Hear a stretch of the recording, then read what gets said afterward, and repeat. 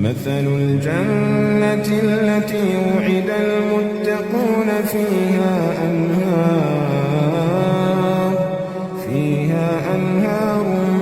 من ماء غير آسن وأنهار من لبن لم يتغير طعمه وأنهار